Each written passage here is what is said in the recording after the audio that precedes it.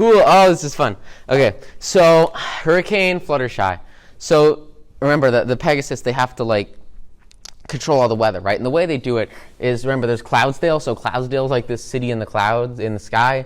And in Cloudsdale, they have this factory. And the factory, like it's like the Rainbow Factory, and it makes like all of the weather. And so since it makes all the weather, it needs like water and it needs sunlight and stuff like that to, make weather, I guess, because that's how they make it. So there's like, the ground over here, and there's like this huge pond of water. And so the goal, right, is to get all this water from the ground up to, this big factory, so that they can turn it into like weather. They can turn it into rain or whatever they need to do to make clouds, and then the clouds go and it's like, the water system, right? So to get the water there, what they do is they take like tons and tons and tons of Pegasus that just kind of like fly around. And this is going to be like the best drawing you've seen in your life, because it's just so exciting. And what they do is like they'll all form like a hurricane, right? And they'll spin around and spin around and spin around. Bam, pro. And they spin and spin and spin so that they make like this hurricane. And then the water, like the goal, right, is that the water flows up this like hurricane that's created by ponies flying in circles, and it'll go over to where it needs to go in Cloudsdale. And what's cool is like they'll have like every single Pegasus here, like everybody has to participate, because it's just such a huge task, and it takes so many people to get this done. It's just a lot of work, a lot that has to happen. So like there's just a lot of force to lift an entire lake into the sky. And so what happens is Rainbow Dash, she becomes like the leader, right? She becomes the head of getting everyone together. And so as the head of training all the Pegasus and getting everyone ready for flight, she has to get like the entire town on her team, on her flight formation for the hurricane. And so all the Pegasus, they all train under her, because she's like the best flyer, right? And so as they all train under her, what's cool is like every single person matters. Like everyone is here, except for Fluttershy, right? So Fluttershy, remember, she really is not prone to flying. She's like never flies ever, and so she's just not good at flying. And so when she sees this, she's like doesn't want to do it because she doesn't like to fly, and she just never really flies. And so what happens is they go through like this really like hardcore training regimen. And you see this like so often when you're working with sports or with like anything. Like you'll have people that are like ridiculously passionate about the topic, and then others who just like couldn't care less. So like Fluttershy, like she's just not her thing. Like flying's not her thing, but she's forced to participate, right? And we'll see in just a minute. So she has to train everyone, and they all go on like this landing strip or test runway or something, and it measures like their wind speed, right? So, Rainbow Dash, she gets like a 17, and some other people, they get like 10s, they get like 7s, they get like 5s, 11, 12, 8, stuff like that.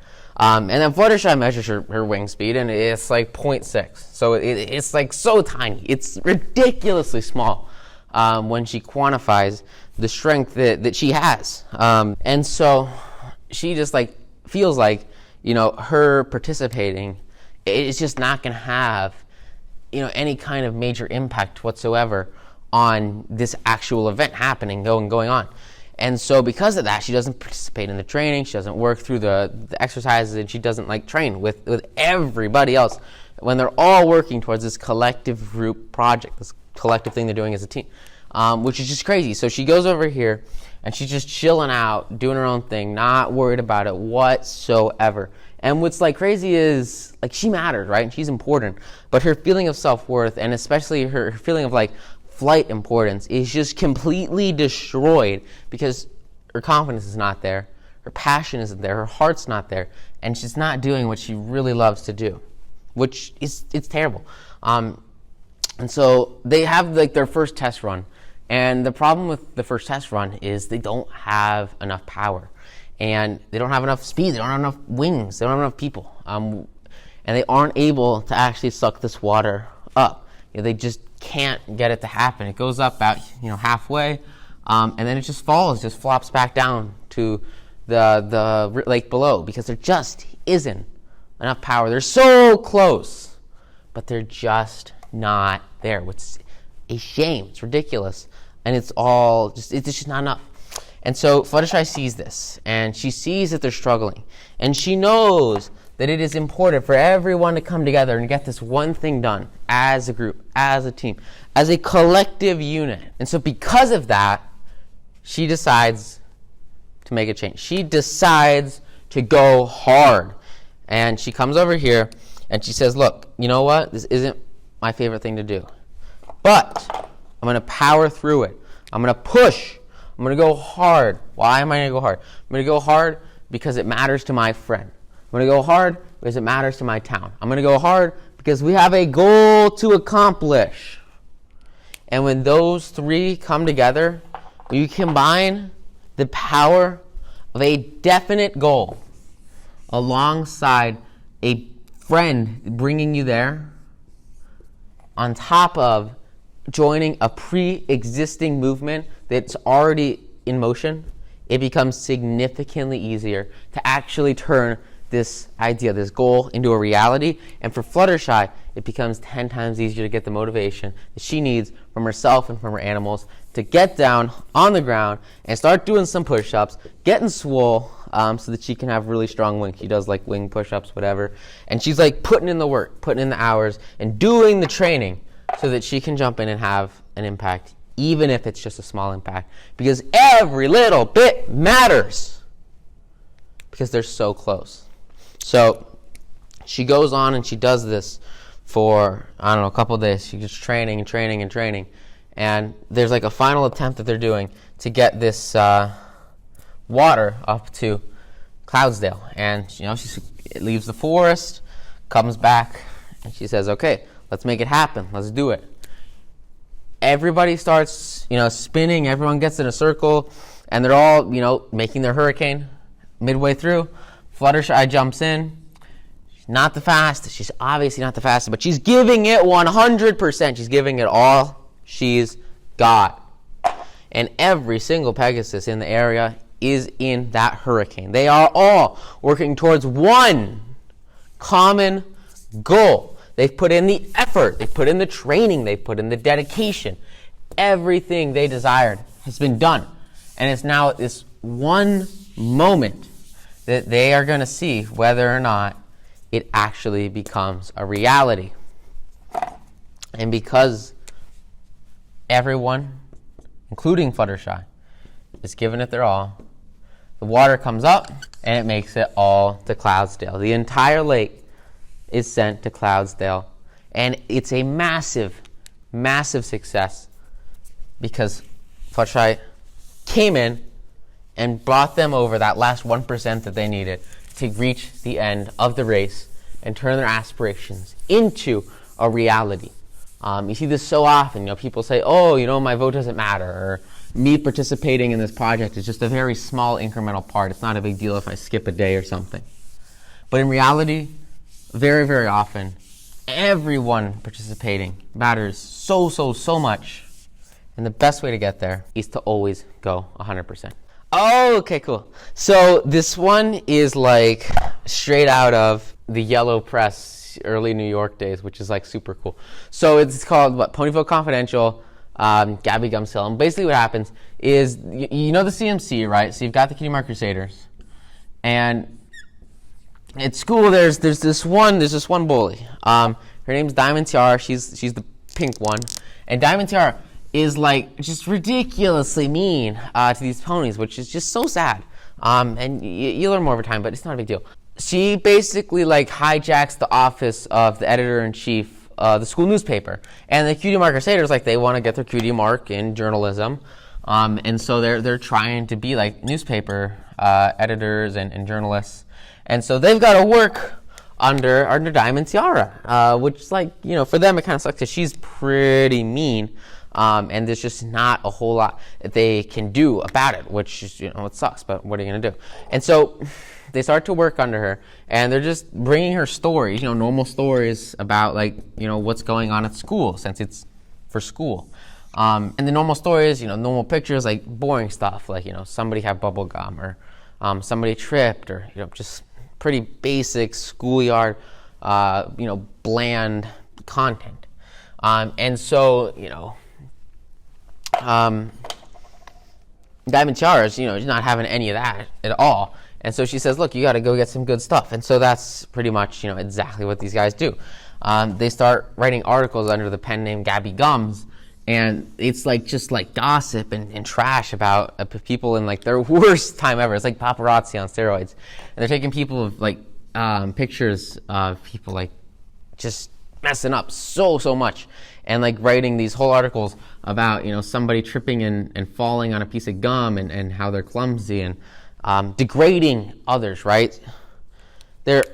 Remember this idea of how can you have the biggest building? You can build the biggest building, or you can knock down the biggest building. And that's really what they're doing here, is they're bringing sadness and despair, and they're creating content by hurting someone else's image and poking fun at them.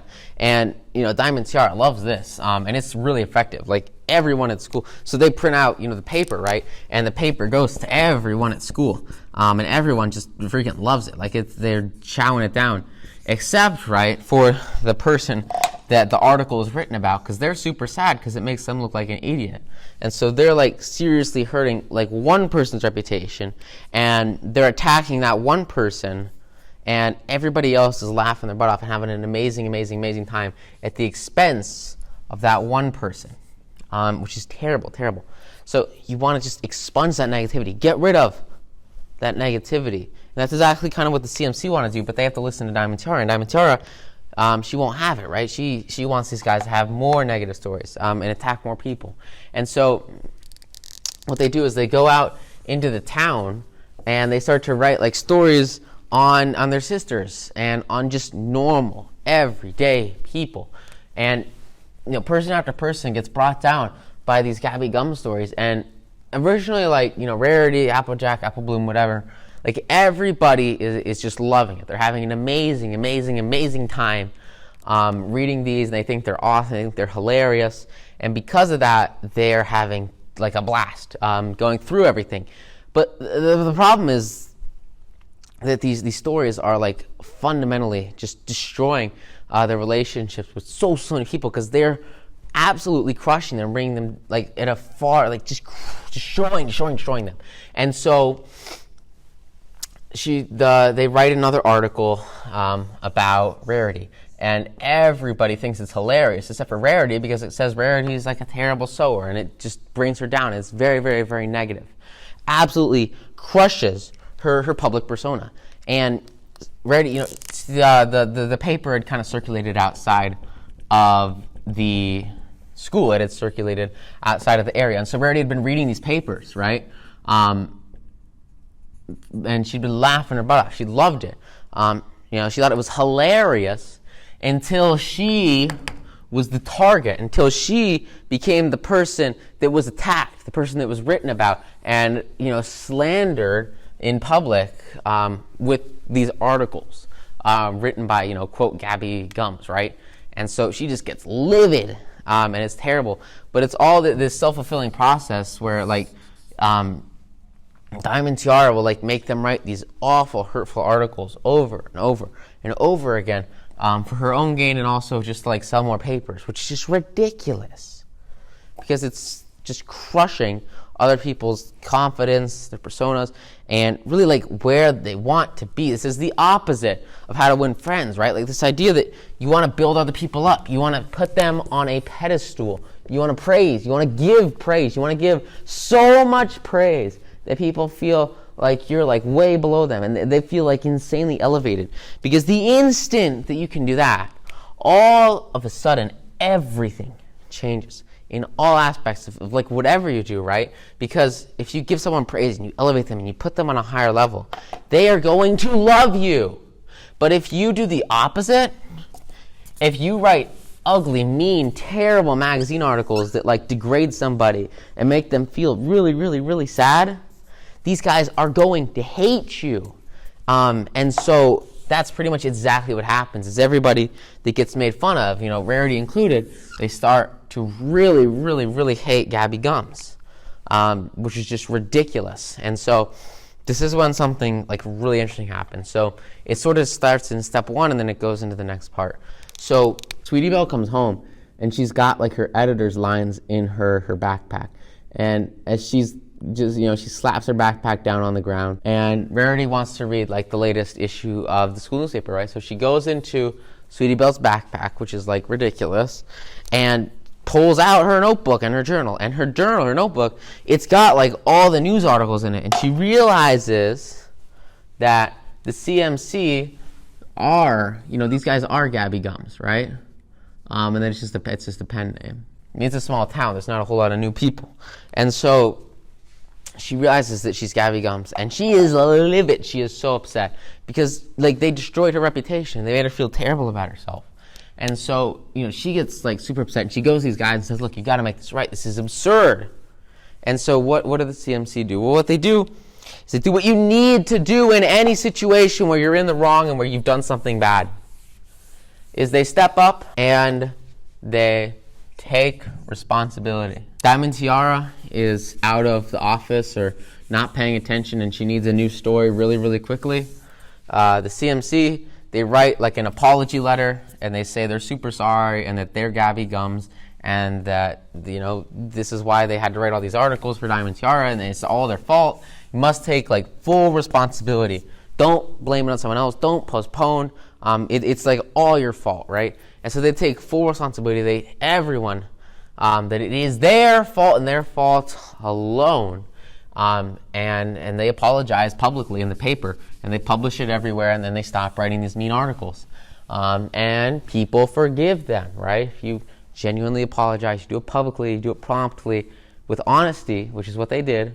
They were forgiven. They took responsibility. People looked over it. And then Diamond Tiara, she got fired from being the actual manager of she got fired from editor-in-chief. And then the little ink guy you can see that was running the press became the new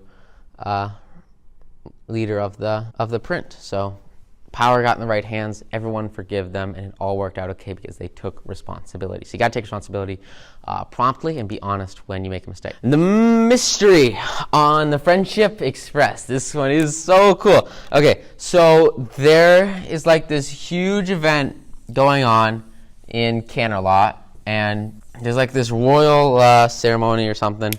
And so because of that, what Celeste's done is she's gotten like some of the top chefs to make like really, really awesome desserts. And then they're all going to come to Canterlot, and they're going to figure out which one is, the best dessert, and then they'll serve the dessert at this huge party they're going to have. And so let's draw our train. So you've got like the top, three like best chefs on the planet who've made like the best desserts they can make. This is a really good train, I promise. It's a train. And they make their desserts, and they all get on this train. And all those desserts, like they're just these massive, massive, massive desserts. They all get kind of put like in this main cabin in the middle of the same spot, and there's just like a huge chocolate mousse. There's a giant like pile of donuts like everywhere. And so they're all on the train. And there's these three main chefs, and then there's also the main six, right? So the main six come on, and then they are on this train, and everyone's on the train. And what happens is like they go into a tunnel, and the lights like flash out and blur, and they come out of the tunnel, and basically like somebody took a bite out of like one of the really big cakes. And so like everyone's freaking out because these are supposed to be for the royal wedding or whatever. And it's, basically like, murder on a train, right? Like who did it, right? So they go to bed at night, and then they wake up. And as they were sleeping, there was like somebody like woke up and like took a giant bite out of like all the cakes again, which is like insane. And so like Pinky takes on, she's like the dessert girl and the party girl, and she just loves, cakes and decorating and stuff. So she takes on like the responsible role of being the detective and figuring out, what the heck actually happened here. That's kind of like her passion, and then that's what she decides to do. And so as the train goes forth, right, she puts it together. Like, she's got to look at like all these clues and figure out what the heck's going on, because no one is admitting to doing this, right? And since no one's admitting to doing this, so she's looking at clues and hair, and figuring out like what little pieces of evidence can we use, and did the culprit fly or did they not fly? Like, who really did this? And no one really has any clue what's going on, except for Pinky, who's like super serious and like really trying to figure out who ate these delicious looking desserts. So she goes through a process, she goes through all these clues, and she does like a ton of work, just figuring out what's going on here, who ate all these desserts. And after a good bit of processing and detective work, she realizes that like everybody ate the desserts. Now obviously, like the chefs, they ate the other people's desserts, and the main 6, like the other 5 of them, they just like took a bite out of the desserts. But like, I think except for maybe Twilight didn't eat desserts. She was good. But like everybody ate the desserts. They all like broke the code and went and just like bit into the desserts and ate what should have been like for the royal ceremony. They just couldn't hold themselves. I mean, so many people are like addicted to sugar, which is like insane. And so that's kind of what happens here. Like, these guys are addicted to sugar, and so it just looks really, really good. So they go in, and you can see like half the freaking cake is gone, and they just all help themselves and eat tons of the desserts, which is insane. And so sort of like 2 huge takeaways from this. And the first one is like so profound. It's this idea that like the group wrongdoing, all right? So when everyone does something wrong, they're all going to cover for each other. And so when they cover for each other, all of a sudden it becomes like 10 times easier to figure out what's wrong, because everyone's on the in game except for like the one person who's investigating it, which is like just ridiculous. And so what it does is like these guys are all like lying to themselves and lying to each other, which is a shame, because like lies, and untruths will break down those relationships and break down the influence that you have so quickly that it can just destroy any trust and prosperity that you really could have in yourself. And so because of that, these guys are really fading away. And like you can't just lie in your relationships. And that's kind of the first thing they have to overcome. They have to overcome this lie. They have to get over it and say, look, we're a team. We made a mistake. You got to admit their mistake. And they just wouldn't do it until Pinky figured it out, because they were all collectively, group wrongdoing. They all were under the same impression that like they could all just lie and get away with it, but they couldn't, and they won't. And so you've got to stick with each other, but only in the right. You don't do it in the wrong. You can't just keep lying as a group lie. But here's really the interesting part: is after they figure out, okay, cool, well, we still need to have like a dessert for the event, right? There's this huge ceremony that's going on. We still need a dessert, and they've got like 3 half-eaten desserts, and they're like, well, what should we do? And then what they do is super cool.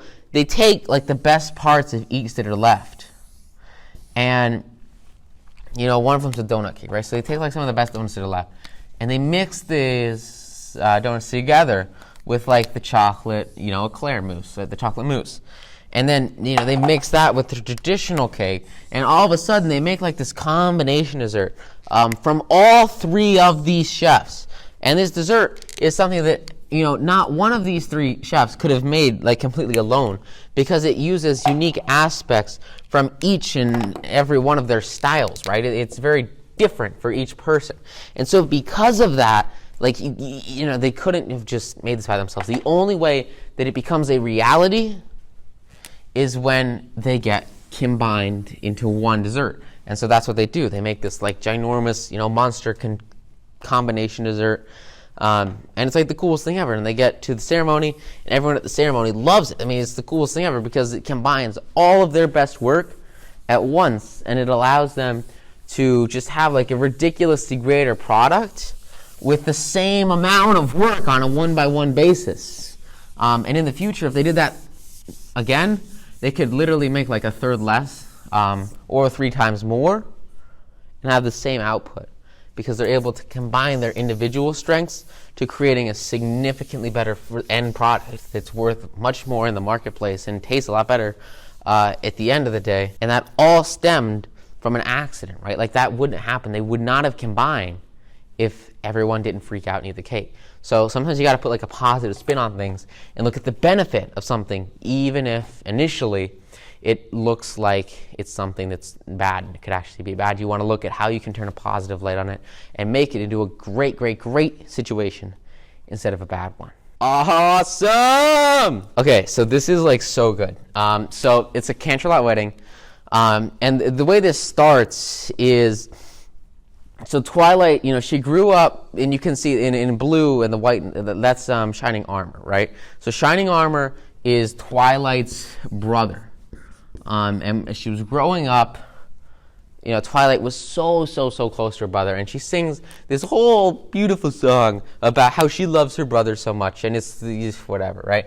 And it's super cool, and she's like, oh, he was, my best friend when I was growing up. I used to only read books, and I had no friends except for my brother. My brother was my only friend, and he was like, happiest person ever. They had the best time ever, whatever, right? And so after he left, he goes, I guess, to college, or maybe he starts working as part of the Royal Guard, because he's head of the Royal Guard, which is like super cool. So he goes far away, and it makes Twilight sad, but like she's got to grow up and do her own thing anyway. So that's just kind of how it works. But they're still very close. And so what's happening here is their wedding. He's getting married. And he is getting married to Cadence, right? So Cadence is the pink one. And so what's cool is like Cadence used to be Twilight's foal sitter, which is like a babysitter or whatever. And so like they kind of know each other, and they have like this close connection. And so she knows the bride, and she knows, her brother, obviously. And so like she's super excited because it's like her 2 favorite people like ever are coming together, and they're going to get married, and it's going to be the best day ever. It's going to be awesome. And so what happens is like so interesting. So they get their postcard in the mail, and the postcard is like an invitation to the wedding. And so they say, all right, cool. Let's go to this wedding. So they go over to Canterlot.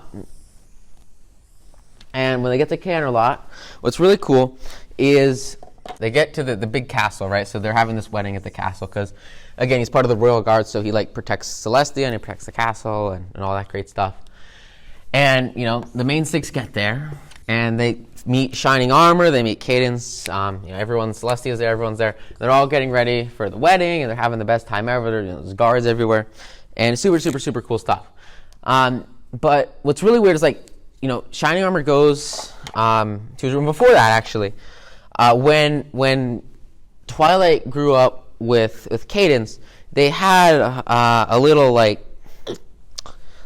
move they did together. It was like a secret handshake. It said they don't have hands, so like they bumped their legs together and then like did a dance and a shake, and so it was like their secret sisterhood dance connection thing, like their secret handshake. And Twilight meets Cadence at the castle, and Cadence doesn't do like the secret handshake thing with her, which is like the weirdest thing ever for Twilight. She's like, yo, what the heck are you doing? What's going on? Why aren't you doing the handshake thing? And so that kind of ticks Twilight off. She's like, what? Because that's not normal. And so as the scene progresses and they start to go deeper and deeper, like she kind of figures out something's not exactly right. And so what happens is Cadence in Shining Armor, they go to their room in the castle, and Twilight kind of like peeks in the door right here, right? And she's trying to figure out what's going on, is this like, what's wrong with Cadence? What the heck?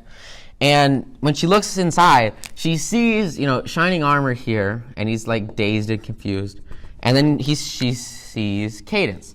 And Cadence like has like this green magic coming from her horn, and like looks into his eyes and like puts him in some sort of like weird trance thing, just like puts magic spell on him or something. It's the weirdest thing ever. So Twilight sees this and she's like freaked out. She's like, whoa, what is going on?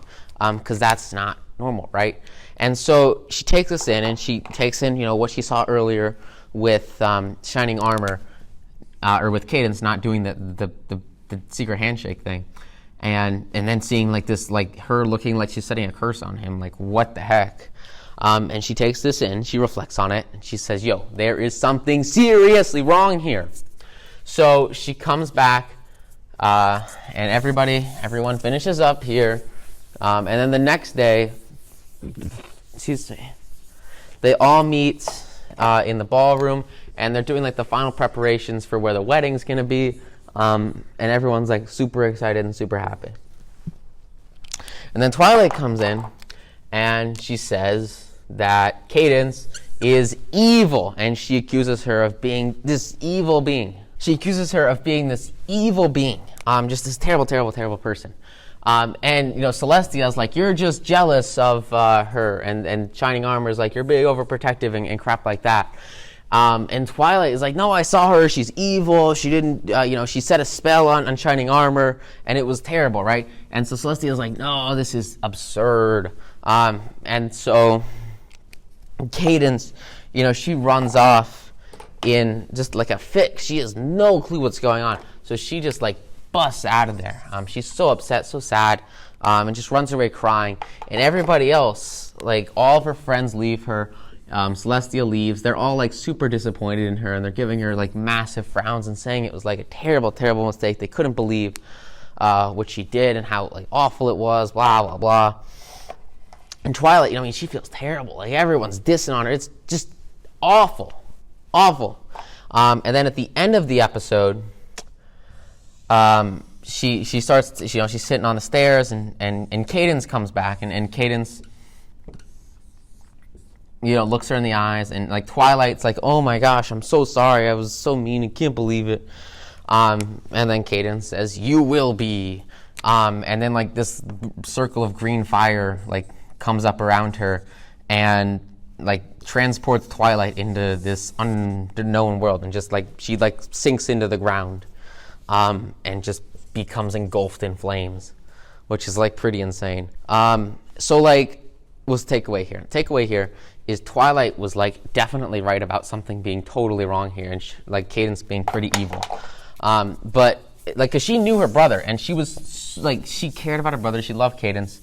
And she wanted them to be together, but like something was wrong. And the problem is she didn't command enough respect from her friends. She didn't command enough respect from her group here. And so every single person walked away thinking she was in the wrong when she was actually right. So you have to establish yourself as a position of authority, which Twilight, she just didn't have the luxury of having because of the position she was in. Like he's already married, right? So she's not the top dog. She's not the most respected person, and so because of that, her opinion is just glanced over as false, which like sucks. And so here's like the secret dance thing, the handshake, but like Cadence just has no clue what she's doing, which sucks. And then this is like all Twilight's friends getting super pissed at her and saying that she's being overprotective and crazy, when in reality she's onto something big, and no one's listening to her, which is a shame. So with that said, we'll get into the next part, and it starts pretty basically with this song.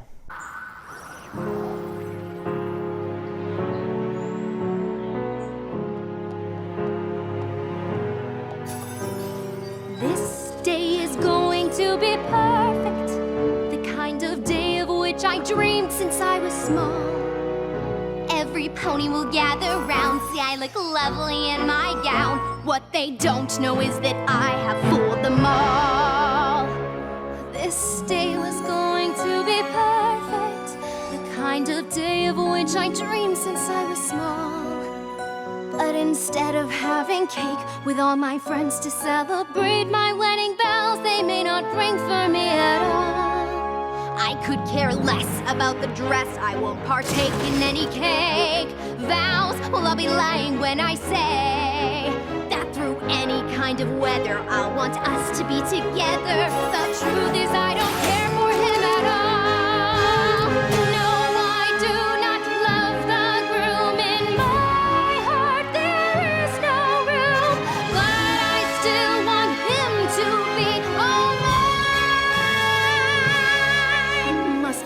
before it's too late, find a way to save the day. Hope I'll be lying if I say I don't fear that I may lose him to one who wants to use him, not care for love and cherish him each day.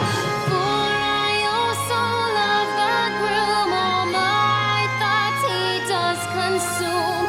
Oh, shining armor, I'll be there very